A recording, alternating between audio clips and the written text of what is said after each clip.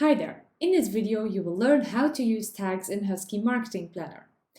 Tags are labels that you can stick to items in your plan.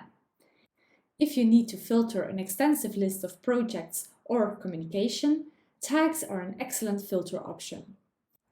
Perhaps you want to allocate certain moments in your communication to specific target groups, for example, men, women over 50, senior citizens, and so on.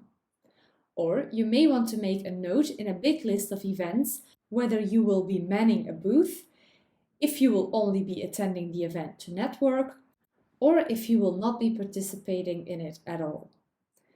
You can add a new list of tags via the Tag Manager. Here you can make new tags and structure them in groups. Please note that the Tag Manager can only be managed by the managers of your account. We have implemented this restriction for the sake of clarity. If you are added to a plan or a project, ask your administrator to add, modify, or delete tags and tag groups. After adding your list of tags, you can start using them in the planning.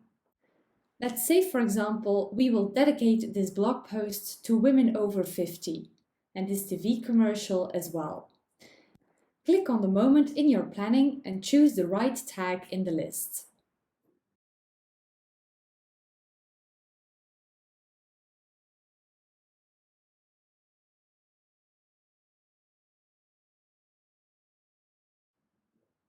Now we are able to filter on what we did for this particular target group.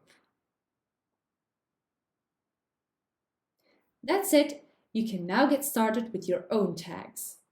I just want to add one more piece of advice. Start with a small number of tags.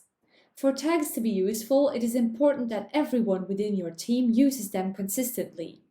That's why it is not recommended to use too many tags. I hope this video could clarify how you can use tags for your own planning. If you would have other questions about this, don't hesitate to contact us.